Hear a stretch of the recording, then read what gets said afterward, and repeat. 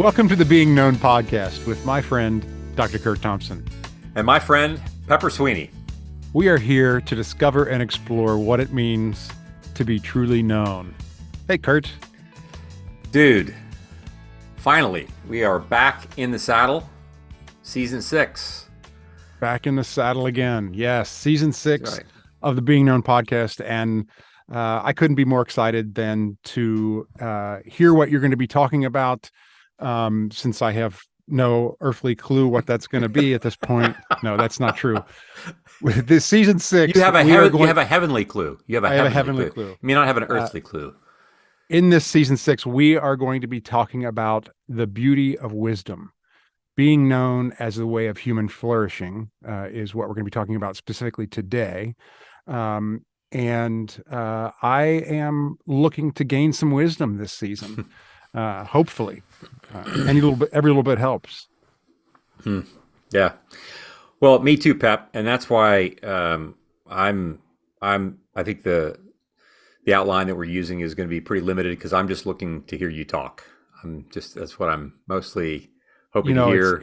I am normally dropping pearls of wisdom. It's a matter of fact, it's a mess in here from all the pearls of wisdom that are on the floor. Right. Somebody's got to get in here and clean it up. Right. Anytime I'm around you, I have trouble walking around because there are so many pearls on the floor. I get it. It's my burden to bear. Yeah. Actually, it's your burden to bear. You have no idea. I have a slight idea. I mean, I'm not completely unself-aware. No, because you're so wise. You know what it's like to have to put up with me. You know what it's like. Exactly. It's part of your wisdom.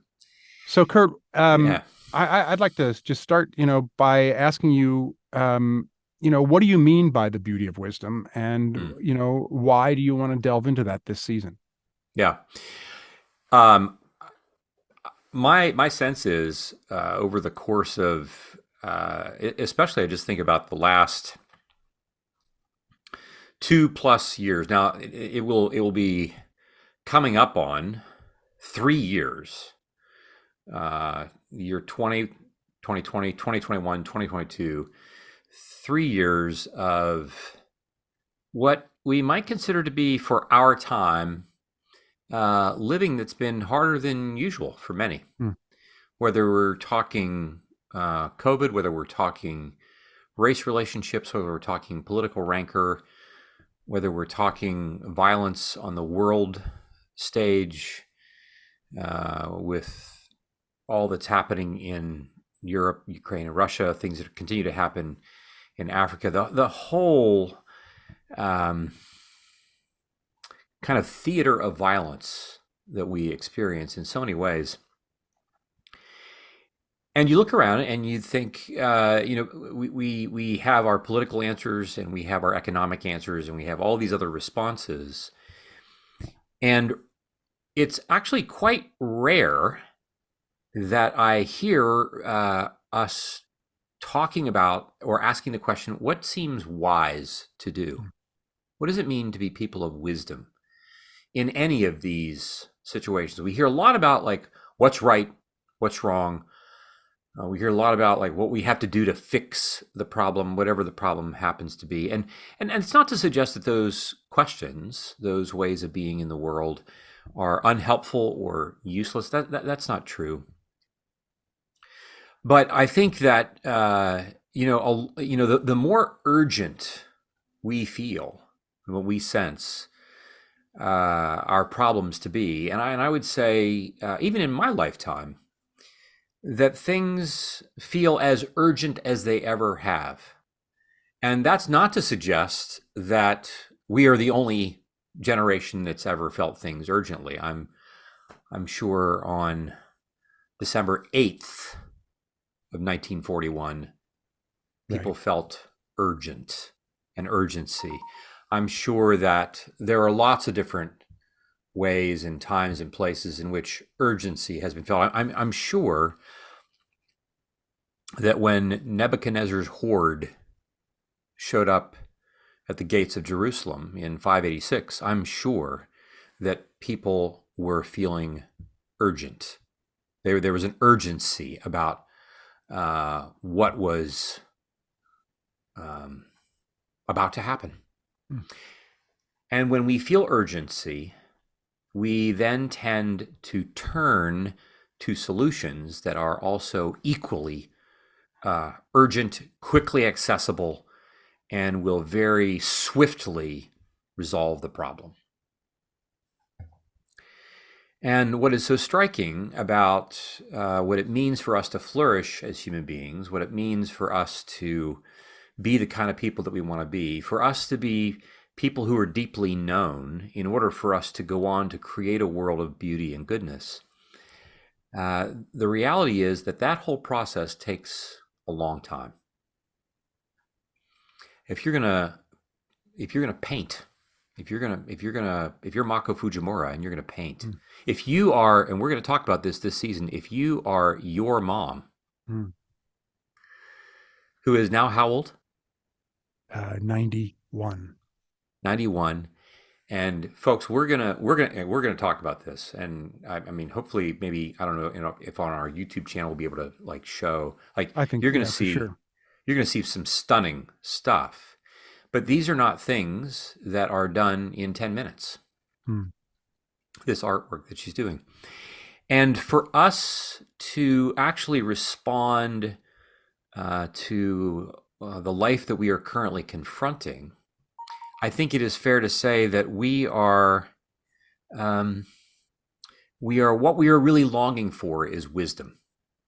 We're longing for wisdom in our time. And when you think about the wisdom literature of the scriptures, you often think of the book of Proverbs. There are other wisdom literature pieces that are not included, that are in the Apocrypha, that are in there are other portions of scripture that are not included in many Bibles, but that are legitimately seen by many Christians and Jews as legitimate wisdom literature. You notice that when you're reading this text, when you're reading the Proverbs, you get a sense of like, oh my gosh, like there's so many things here that if I'm going to become this thing that I'm reading, it's going to take a long time for me to do that. I'm not just going to read that one line. I'm not going to read Proverbs chapters 8 and 9 and I'm just going to perfectly become that. It's going to take work, effort. My pace is going to have to slow. I'm going to have to be attuned and attentive to that. And so I would say that if we are willing to allow the process of acquiring and becoming living, breathing wisdom, we become the response to the problems of our time, so to speak. But what's so striking to me is how wisdom is deeply connected to what it means for us to become deeply known. When the scriptures, when Proverbs, when we read that the fear of the Lord is the beginning of wisdom, that's not just about being afraid of God. That is about being deeply known by God. It's this fear, this sense of being in the presence of someone who longs to be in our presence and by whom we are deeply known. And in that way of being able to be known in this way, I can be settled and be at peace. And if I'm at peace, I can reflect and I can know that even when it appears by all circumstances that the world is chaotic, I can be safe. I am at peace. I am actually unafraid in a world where fear is what is kind of peddled in by so many people. And I think the other thing that's fair to say is that when we talk about this notion of wisdom, you might think well, who wouldn't be interested in this? Who, if you say would you like to be more wise or more foolish by the end of the day? I don't know a lot of people who's gosh, I hope I'm just more stupid. I want to be less knowledgeable, less able to make right decisions. No, I mean, we long for wisdom. And so, I'm really wanting our audience to recognize that wisdom is a thing to be acquired that enables us to respond to our lives, to ourselves, in our relationships, in ways that eventually emerge as artifacts of great beauty. And we'll get into we will talk about this in our next episode, when we talk about the beginnings of wisdom and how wisdom was in the beginning with God creating the world. giving it, giving it order and purpose. That beauty begins actually with wisdom, as it turns out.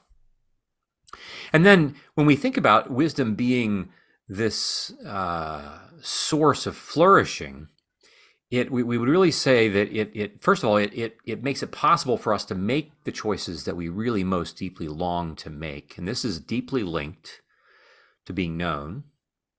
Well, I would And just that say is, that I would just say that um, as I'm looking at making this big decision in life, I am going to want to seek counsel. mm-hmm, I'm going to mm-hmm, seek counsel from people that I know and know me and trust. yeah, And so, I would think that that's a very um, direct correlation from wisdom to being known, right? right, right. Yeah. And even so, like, even that's an example of how when you are making a decision about something, as Iris Murdoch once famously said, at the moment a decision is made, all of the elements of the decision have long ago been accomplished. Right, all the process has already been done, Right. and If you're that making a wise decision, I would think. I think if you're just making some willy nilly decision, then the problem is those things haven't been done, right? exactly. Yeah. And I think so that but that whole process along the way, like, so when you're making that big decision, you're not just you're not just going to two or three people that you're taking counsel from and in 10 minutes have a conversation, then you make a decision. You're with them over time. And I think about how that whole decision making process in and of itself is an act of creation. Hmm. It's an act of new creation. To make a decision to do anything, what college am I going to attend? Are we going to have a are we going to be okay to adopt this child? Am I going to move? Am I going to have a new job? Am I going to leave a job? All the things. Am I going to stay in the room and have this conversation with my spouse, or am I going to exit? All the things, like, the wisdom is always moving us to the edge of new creation. It's always moving us to the edge of the creation of beauty, even in hard places. And so, as much as I long for it, we would say, like, the acquisition of wisdom is not as easy as it sounds, and yet it is at the very center of creation, yes, even new creation. And so it's deeply tied to that awareness of and the creation of beauty, because it's not static. Wisdom isn't just this thing that I have, like, oh, I have my Yeti cup. I have my cup here. It's static. It's just a thing. And you do. Yes. Right? No, it is wisdom, as we will learn, it is a moving, living, breathing thing.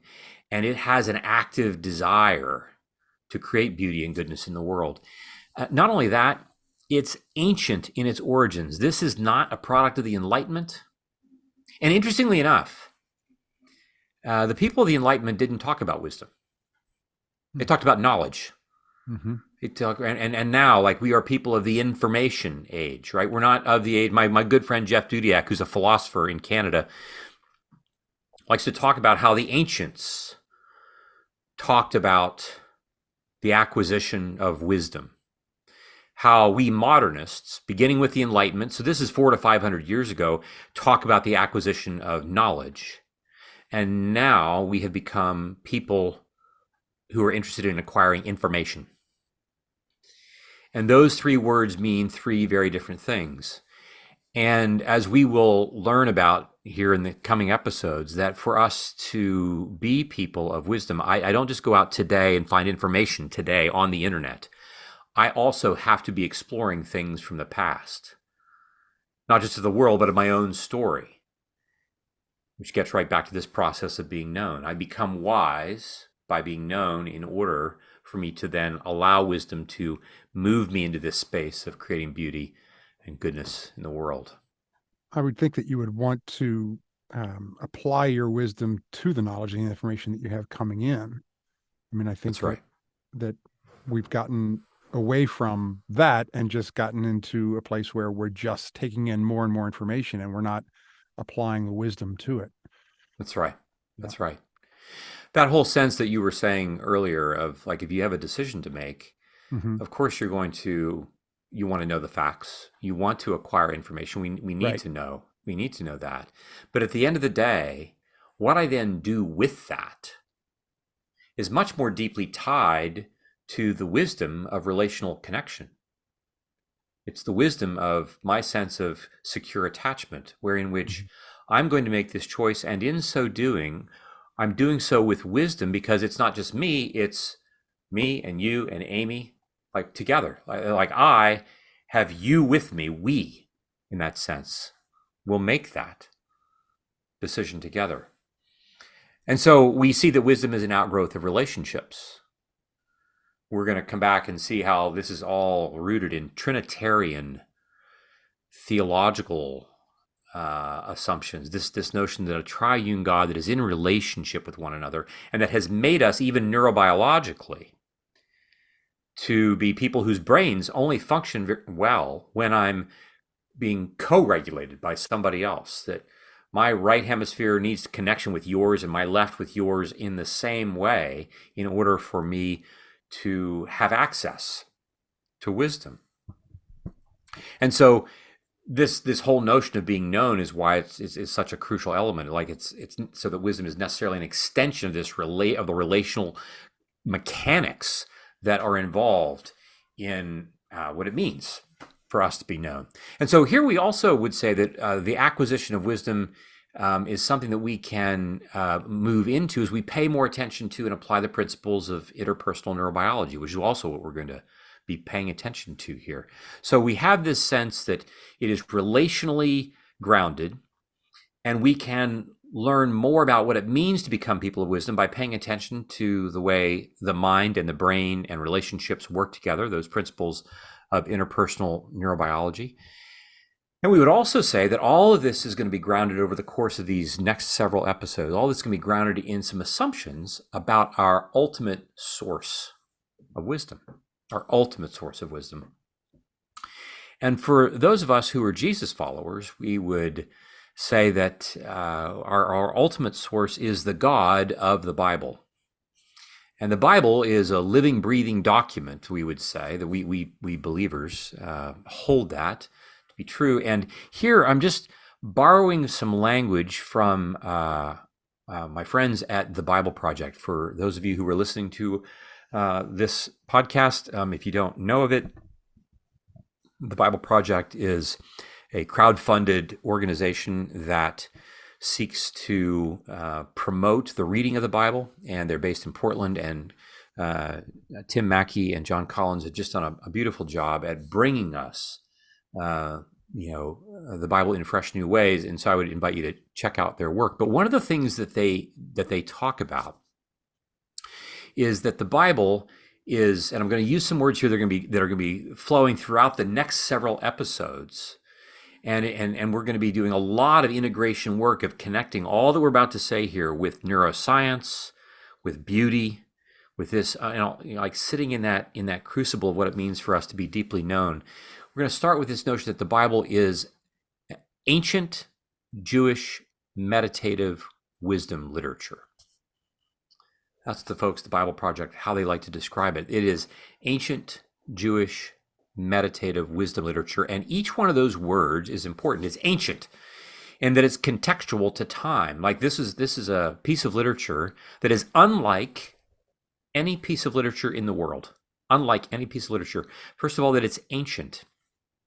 And what has happened in the past is supremely significant. And this is a text that was created somewhere between 2,000 and 3,000 years ago, over the course of about 1,000 years, this total package of what we now call the Old and New Testament. We Christians call it that. The Hebrew Bible, the Tanakh, and the New Testament letters, over 1,000 years they've been collected. It's a long time, right? Wisdom is acquired in those texts over, like, it didn't happen in a year, it didn't happen in 200 years. It happened over a long period of time. So mind that it's ancient. And it points to the fact that our own stories are important. The ancient elements of our own stories are important to pay attention to, but also to recognize that just because the Bible was created in periods that we're ancient does not mean that only the ancient world has the last word.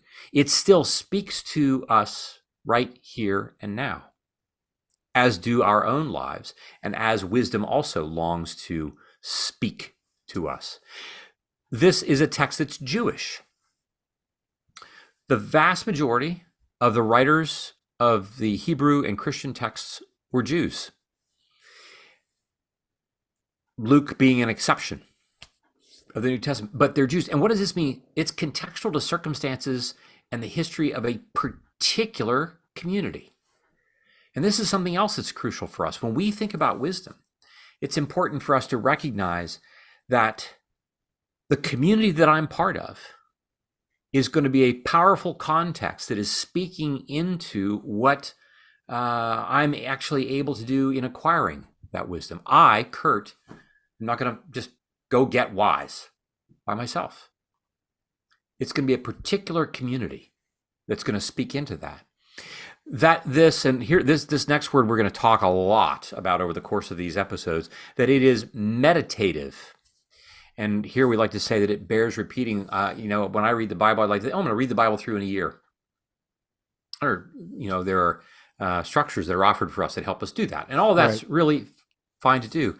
But one of the things that we find is that the Bible was intended to be read in ways that what I describe as circular, in that you read a text and then you discover that, oh my gosh, I read a text that's a little later, and that text that tells the story of Lot and his wife and Sodom and Gomorrah actually is a reflection of the flood earlier in Genesis. Like, well, who knew? Because the Bible is trying to speak to other parts of itself.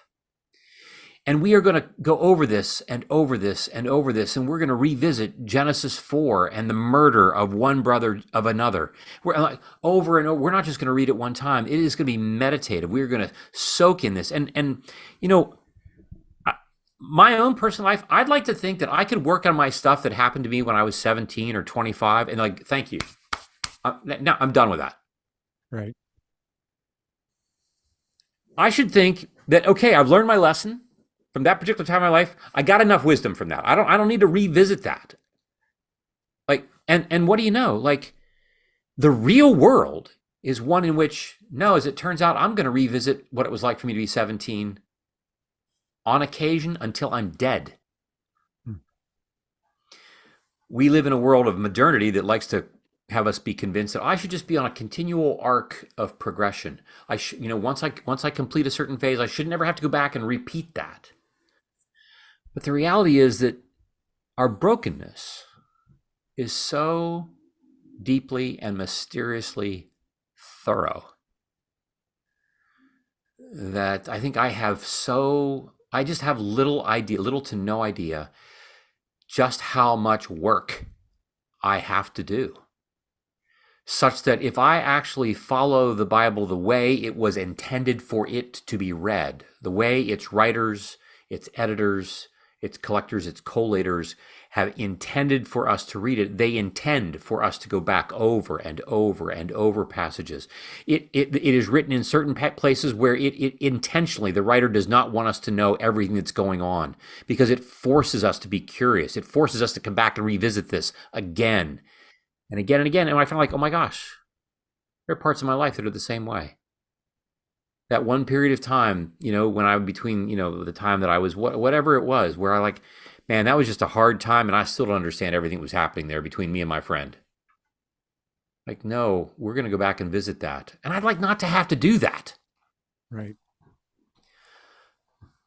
But wisdom is going to be something that I acquire if I am willing to actually live my life the way the scriptures invite me to live it, by allowing my life to echo and to mirror the way the scriptures are actually written and intended to be read. So it's meditative. And then it is wisdom literature. It's how to live a flourishing life in the real world with all of its brokenness by being meditative in a particular communal context, recognizing that the things that are the oldest about me are going to be the things that are going to have the most impact in many respects. And then it's literature. It's not a movie. It's not a geologic find. It's not a machine. It's literature. It's a particular form of artistry. It's not simply a textbook on how to repair your car. It's not a textbook on physics. It's not just a cookbook. It is designed as a piece of artwork. And it is the beauty of it that is calling forth beauty within us. And it is this story that it's the thing, we have particular pieces, of there are particular art pieces. One piece that comes to mind is Return of the Prodigal Son by Rembrandt. And if for those of our listeners who are familiar with this piece, there are different parts of this painting, different people will say, oh my gosh, my eyes were immediately drawn to fill in the blank, like the light on the Father's face, or drawn to the Father's hands. Right? It's drawn to something. Everything about the painting. And Rembrandt was famous for this, for using light to draw the eye to a particular part of the painting, while all the other parts are important. They're all being drawn to a particular place on the canvas. And the folks at the Bible Project would say that the Bible is a unified story that leads to Jesus. And once again, we discover that this piece of artwork is this combination of God and human words that revolve around a person. And in the same way, like the Bible and mirroring it, our various domains of integration that we've talked about here on this podcast, they come together as a unified whole and also lead to Jesus in the way that St. Paul would have described. Those of us who are Jesus followers, that I have been crucified with Christ. It is no longer I who live, but Christ who lives in me. And the life which I now live in the flesh, I live by faith in the Son of God who loved me and gave himself for me. And in this sense, wisdom is this felt sense of growth in relationship between me and the King that is expressed most powerfully and consistently in my relationships with people in his body. My being known by you, Pep, is what enables me to acquire wisdom.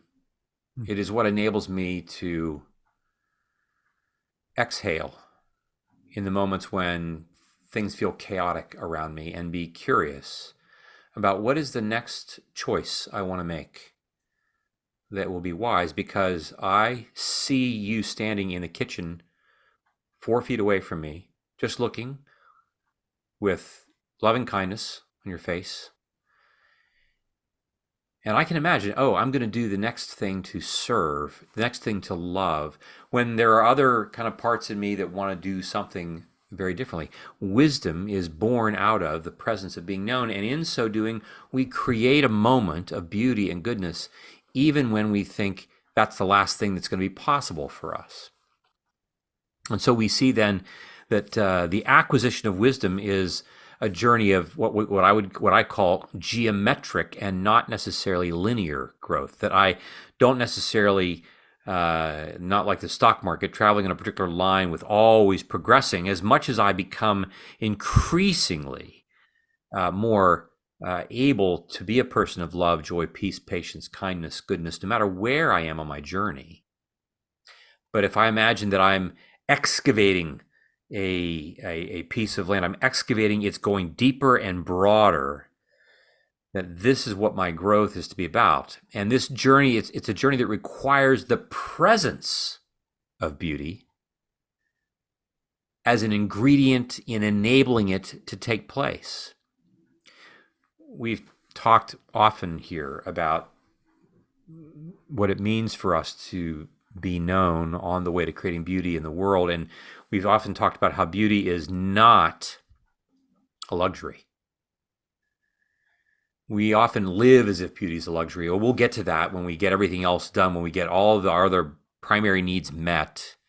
And to some degree, we might say, sure, you need to know that you're fed, you need to know that you're clothed and housed, and that's true. But at the same time, we often miss the beauty that is in the world consciously, despite the fact that our brain is aware of it. So, for instance, if birds were to disappear, if the color of the grass or the changing of the leaves of the tree were to suddenly just no longer take place, we would start to notice things.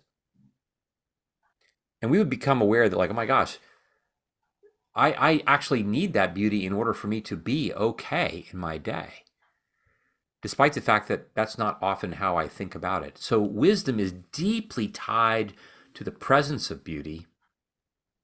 Beauty is a source of wisdom, but beauty is also what wisdom seeks to create in the same time. So wisdom then is what creates beauty in the first place by first recognizing it where it is, and as it is possible in the chaos of our lives to recognize that beauty. And so, just want to, is it maybe an example of this? Oftentimes, we've talked about how, my work life is very often me in a room by myself, yeah, and a computer, and with the meetings on Zoom happening all day long, and that's my connection, but then there's also a part of my work that is very creative, and I will very often, probably not often enough, in the course of my week, I wouldn't say my day, not daily, but my week, where in order to do my work, in order to bring wisdom into the creative process that I'm trying to achieve, I'll shut it down. And you and I've talked a lot about, I see a lot of God's presence, and I gain a lot of that sense of beauty in nature. And so I'll just take off and get outside. If depending on the time of year, it doesn't matter. I can always find some aspect of beauty right outside my door. For me, that's where I see it. And the I guess the perspective that I gain from that, there's so many things. I mean, there's a calm nature to it. There's a focus to it, but it's also, I'm tapping into something that I don't have within myself in order to tap into creativity. Right. That's wise decisions. Right. Exactly. That's just such a beautiful way of naming that.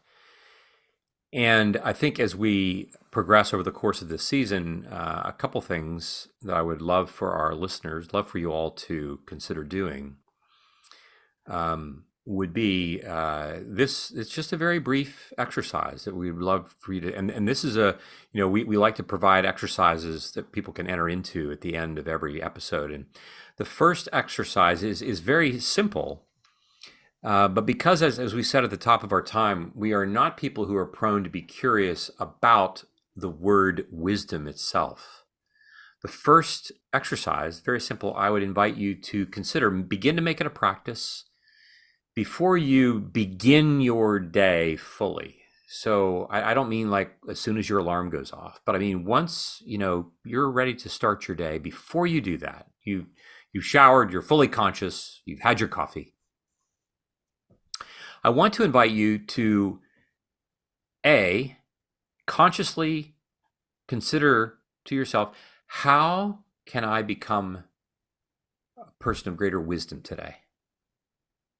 I want to be curious about where wisdom is waiting to find me. How can I become more wise? Now, here's the thing. As we will soon see, the book of Proverbs, which we're going to mine quite a bit over the course of this time, you will soon see that the book of Proverbs stresses the need for people to seek wisdom. Wisdom doesn't just like fall out of the sky. It is a thing that we must seek, we must ask for, we must pursue.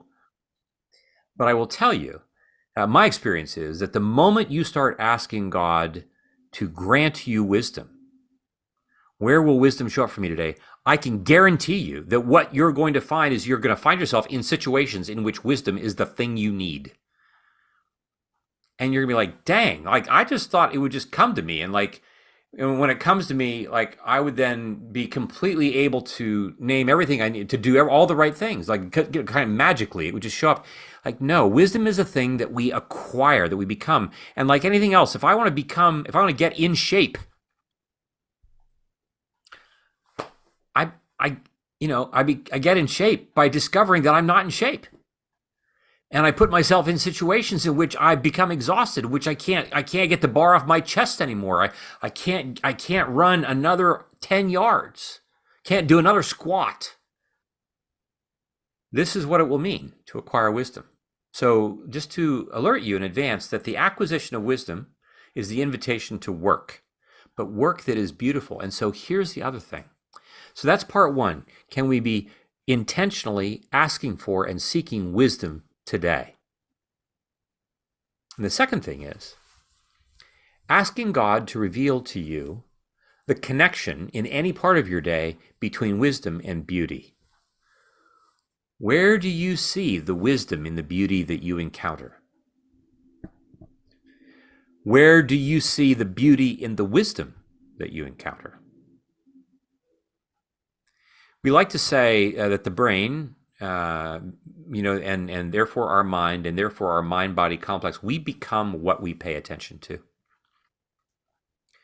And if I am willing to pay attention to pursuing wisdom, necessarily beauty will be all around it.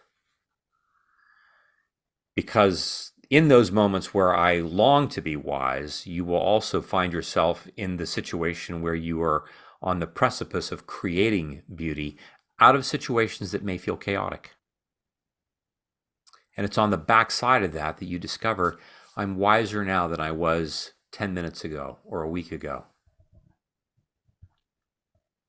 So those two things, where praying actively every morning, asking God for wisdom, pursuing, how can I become wiser today? I ask for wisdom. And then the second thing is to be looking for the connection between wisdom and beauty and the way that they speak to each other in the course of your day. And what you can do at the end of your day is to keep a wisdom journal, right? Just jot down, bullet, where today has wisdom found me? Where today have I become wiser? Even perhaps perhaps through something that you've discovered that you didn't know, but also perhaps through something that has been difficult for you. We also recognize that over the course of our time, as we've said, that all of this is deeply attached to the process of relationship and what it means for us to be known.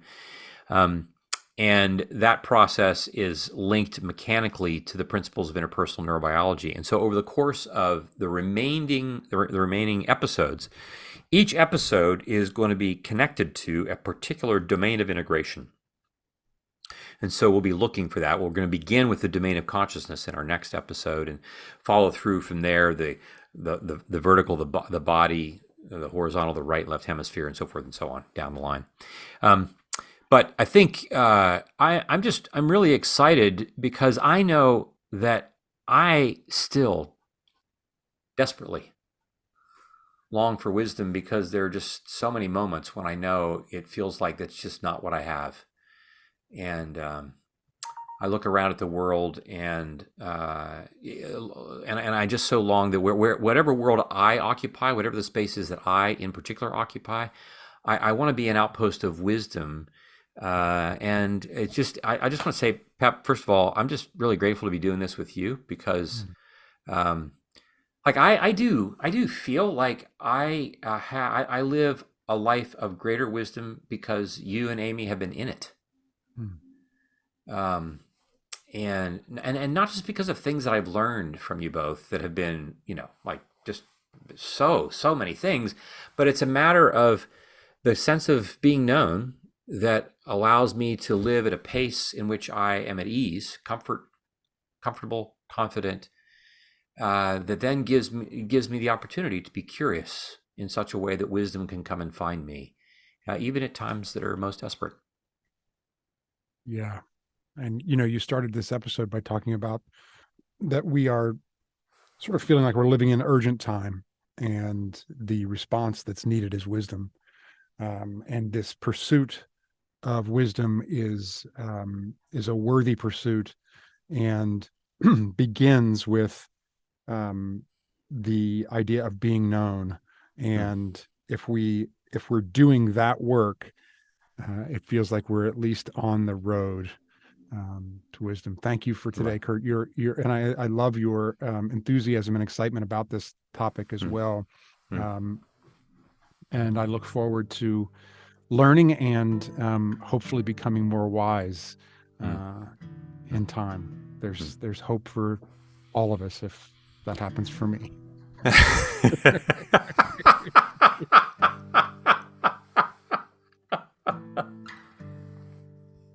And Oh, if dude. you are watching us on YouTube, then you know that Amy is going to be joining us here in just a couple of seconds. So stick around for that. Kurt, thank you so much for today. Thanks, Pep. I'm looking forward to this season. I love you. Right on. Love you too.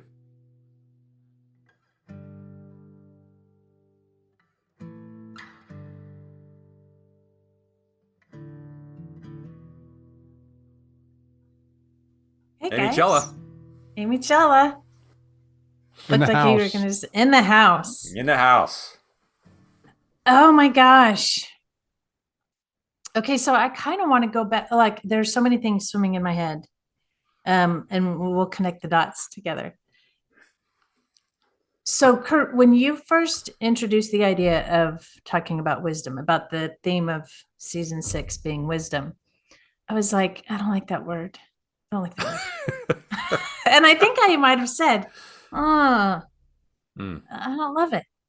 mm, But the fabulous thing is that because we are in relationship, mm, because we're known, because I'm known, then I could be curious about that mm, mm. rather than because there was a part of me that was like, okay, we really just need to find a different word. I'm Yeah, like, really, really okay. than just thinking, yeah, that's just kind of a stupid idea. Well, no, it wasn't a stupid idea. It wasn't right. I didn't think it was a stupid idea, but I was like, that word. And then I was like, Mm, okay, why do mm, I have such an aversion to mm, that word? mm, And even that question mm, is indicative of like we've been friends for many years. We've been doing the podcast for a couple of years. mm. It's like it creates a space where I can be curious about that. Yeah, yeah, yeah. So I'm like, I connect wisdom, knowledge, intellect, and intelligence all in one. Huh, huh, yeah, yeah. And the story that I have around intelligence, like school and academia were I didn't flourish. They were not. Mm, So I have a story about that. So I right, attach that right. story to wisdom. And I'm like, Mm, no, I can't do wisdom. I can't do it. And mm, mm, it's like mm, mm. in Wow, this space, then wow. I don't adopt that. I've adopted it for Mm, years. mm, mm-hmm, So it's like, oh my gosh, mm, this is the work. mm, This is mm. Okay, I gotta stop you for a second yeah, yeah. because what's really interesting to me is that in the course of oh this is really getting me. Mm-hmm. In the course of the time that we've known each other, and not least the 7 weeks that Phyllis and I were in LA with Mm-hmm. Nathan, Mm-hmm. and you were such a faithful friend. Mm. Uh, like when Phyllis and I had no wisdom, like that nothing we did Mm. Mm. Mm-hmm. felt like it was making any difference. Mm-hmm. Oh, I have to say, I did not see this moment coming in this episode. Um, I, I, I, I can't like even right now. I'm like, oh my gosh, no! It's Amy's wisdom of presence, Mm. the Mm. wisdom of her presence that did so much to create ballast for Phyllis and me and for our son. Mm. I love that guy. And he loves you. And I mean, I it's I'm struck with the irony of what you just said and with what my experience has been. And it and it is so deeply related to the fact that you do the work. The fact that you pay attention to your inner life and you're excavating and mining and you're doing the work of ancient Jewish meditative wisdom literature in your life. And Pepper is too. And I'm struck with that. And I'm guessing, you know, it's interesting. I'm guessing that there are probably a lot of our listeners who might have that same sense that they somehow that there's this connection made: wisdom, knowledge, intelligence, school, so forth and so on. And so I'm really glad that you shared that. Yeah. You know, for me, I look at, you know, my kids that are grown and growing, and their schoolwork, right, over the years. And it was not too deep into elementary school where I couldn't really help them anymore in their math and in their things. Oh my gosh. However, I could help them make wise decisions. Yeah. I could come at the situation with wisdom, but you know, I can't, you know, do some of the math problems that they were having to do. But there is a big difference between wisdom, and wisdom's the long game, right? Yep. I mean, Yep.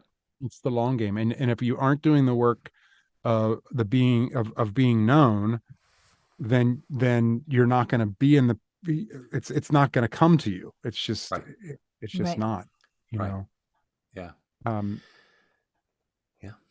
Yeah. I think of the just quickly, the year that I spent as an apprentice in the theater, and how, I was not just gaining knowledge during that time, but it was a whole integrated world that I was in. And suddenly at the end of that year, I knew how to do things and knew how to approach things with some wisdom. Yeah. That I didn't have any idea about, or even really, like, you know, it took the time to spend in it. And all of a sudden, you know, we used to say, I learned this, and I don't know, like, no one taught me. I was integrated in it. And so, you know, yeah. So, but it takes a long time. It takes a long time. And it's a testimony too, Pep, to you're being kind of immersed in it in such a way that you were paying attention. Like, you know, you would have, I'm guessing you'd have some encounter in which, you know, you Yeah. I'm just remembering the story that you tell about when you were auditioning to have a spot, and the whole dance thing. The singing and dance. Right. Yeah. The singing and dancing. And like you have encounters in which you think, oh, this is not going to happen after. Right. You know, can I just say that I'm glad it was you and not me that was in that situation, because like our listeners are going to want, if we're watching this, they're going to want to hear that story. Oh, okay. Well, we've told the story before. I mean, I don't think we have. I don't think we have. Might have a new listener. Can I just say we've never told this story before, because no story ever told is told twice in the same way. Right. Yeah. I mean, tell the story, Fred. Make it quick. Yeah. So after I graduated or was ready to graduate from university, I applied as an apprentice, a year-long apprentice program at Burt Reynolds Theater in Jupiter, Florida. And the audition process was jazz, ballet, and tap dance, 3 minutes of each, and 16 bars of a song. And then if you got past that gauntlet of the first day, then you were invited back the next day to show them your acting skills or lack thereof. And there was a nationwide call, so I was in a room full of real dancers, and the choreographer was, I believe it was Wayne Salento, who was a Broadway choreographer. He taught these dance moves, and the judges were agents and celebrities, and Burt Reynolds was one of them, and a table full of people that you were, as a young impressionable person, was kind of in awe of. And I got in there, and dance was first, and I've never had I can't say I've never had a dance lesson. My cousin's, I think it was his fiance at the time, they're married now, but she was a dance teacher, but she taught little kids, and she taught like in her basement. And so I couldn't, there was no jumping involved because the nails from the floorboards above me were coming through the floor. So she tried to prepare me in like 3 lessons in her basement to be ready to go do this audition. And to say that I can't dance is the understatement of the decade. And I had to do it. And so I'm literally, like, at one point in the ballet, I just smashed into the wall because it was there. And the one thing that was becoming apparent is I was so bad that all of the judges, I felt bad for the other people that were auditioning because nobody was watching them. They were all watching this train wreck that was happening, and they were laughing so hard they were having to pick themselves up off the floor pretty much at my incompetence on the dance floor. And then the next thing was I had to sing, and I don't know. Well, CURT can sing. Amy, not so much. But so for CURT, he probably doesn't understand the sheer terror that enters someone who's standing with a microphone and has to sing in public when it's not something that you do at all. And I completely forgot the words, so I just started making them up. First of all, the piano player asked me what key it was, and I said, "Doesn't matter, just pick one." So doesn't matter, just pick one. And I was singing Mac the Knife. And you forgot the words. Oh, the shark has. Did you do that? Did you actually? Oh yeah, yeah. I just was like, at that point, it's like I had nothing to lose. So all this to say, I was thinking I wasn't coming back the next day. I was done. I had traveled all the way to Jupiter, Florida for nothing. But Jupiter's a long way to go, bro. For me, rocket ship and everything, man. Exactly. And so I was sort of leaving with my tail between my legs, out the front door, when I heard someone say, "Hey, Pepper," and I turned around, and it was Burt Reynolds, and he said, "Listen, Paul Newman can't sing and dance either, so you sure as hell better be able to act." And he encouraged me to come back the next day, which I did, and then was invited to be one of the 12 that were selected for the year. And that started this year-long integrated life of the theater. And I mean, you lived and breathed and ate and slept, or you didn't sleep. 365 days I was there, and we were off for 2 days. And the only reason why we were supposed to be off for a couple of more, but they would call us and make you come in and clean the theater. And, and so those 2 days that we had, we all made a vow. Nobody answers the phone, because otherwise they'll make us come in. And, we would do everything from understudying the main stage performances to doing our own shows on weeks that the theater was down. And then we had to tech everything. So you're learning all that. And then after the shows would come down, a lot of the actors and directors that were working in the theater were, Broadway actors and directors, and they would then hold classes for us from like midnight to 2 a.m. And so you mean like when the show was done? You mean like when the show's done for the evening? Yes. Class would start, and then at all your midnight. jobs are done. You've done, you got the laundry going and everything else that your responsibilities are for the show. Then you would go and start class. and it Wow. was awesome. Huh. That was a life-changing year for me, Yeah. and Yeah. it was phenomenal. But all that to say that after that year, not that I, knew everything or understood everything, but there were so many things that I had elements of wisdom about Mhm. that Mhm. that I didn't have before I Right. showed up. And it wasn't just knowledge, and it wasn't just intellect. It was, discernment and, yeah, deeper understanding of Right. things. Well, and I think of, it's funny. I've before meeting you, I only knew Burt Reynolds in a certain way, right? Mhm. Right. The certain, like the movies that he had been part of. I had no idea about his skill as a teacher, Mhm. as someone Mentor. who, was helping to run this whole show, Right. basically, which is Mhm. just stunning. Mhm. But the thing that really strikes me even about this story, I mean, and I've heard this story before, although I don't remember you talking about your judges laughing while Oh, yeah. you were dancing.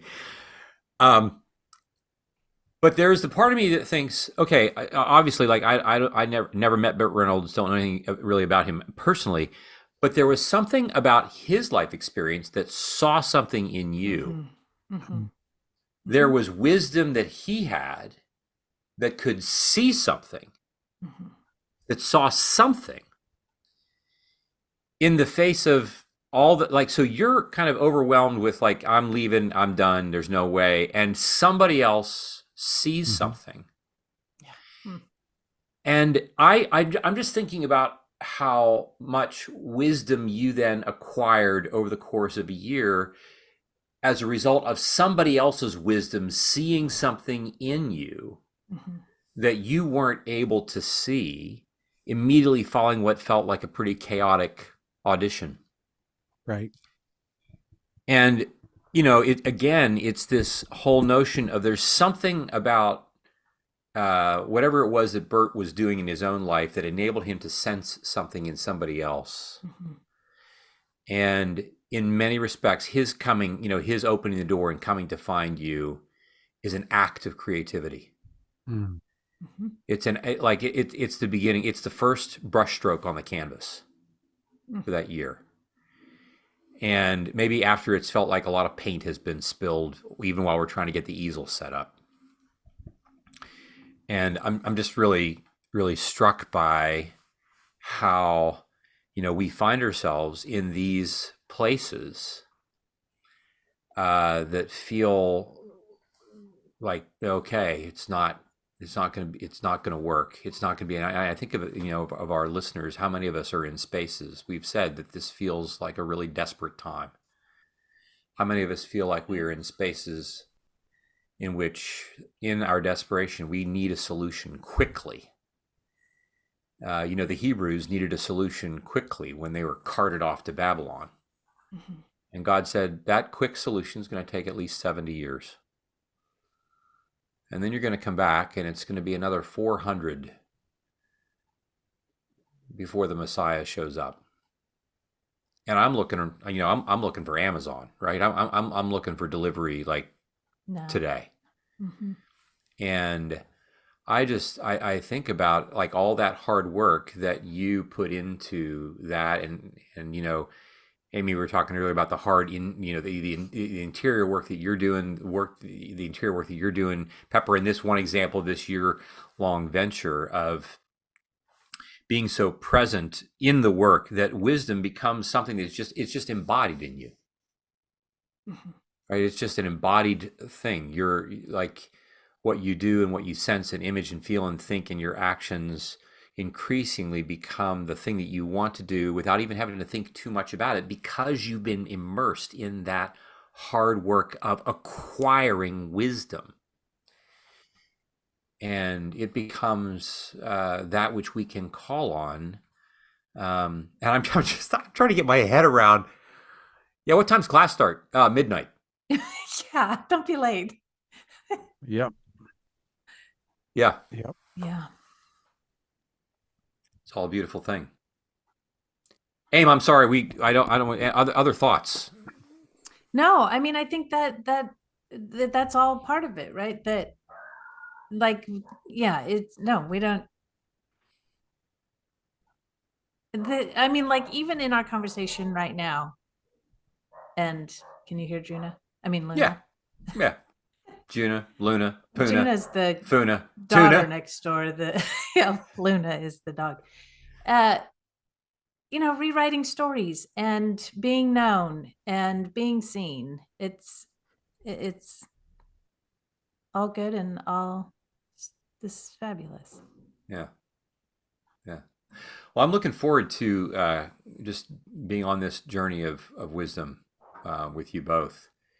I mean, as we were talking in our kind of connecting time before we started to record today, I'm just aware that part of why I just so love to do this with you is that I know that on those Fridays where we're doing this, I'm going to get to hear your life, and I'm looking forward to knowing that I'm going to be seen by two people who love me and who I desperately and deeply love, and I believe that I will have acquired wisdom over the course of our series in this season because I will have been with you.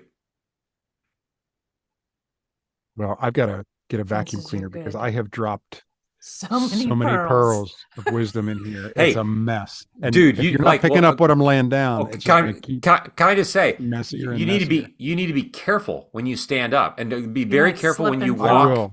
I will. Okay. Because it's getting deep. You know what I'm saying? Yeah, it's getting very deep. You might not have to be that careful. You have to wade through. It's boot high. You It's have to getting deep wade in through here. it. I think those are pearls of wisdom. It could be something else I'm standing in. Thanks, you guys. This is awesome. Thank you. Love you guys. Yeah. All right, guys. Love you. too. All right. Next time.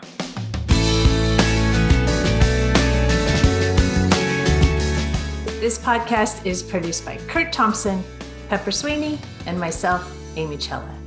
Audio production and editing is by Keaton Simons. Video production and editing is done by Mark Gould. If you'd like to connect with us, you can find us on social media at Being Known Pod. If you like this podcast, tell a friend. If you love this podcast, tell everyone you know.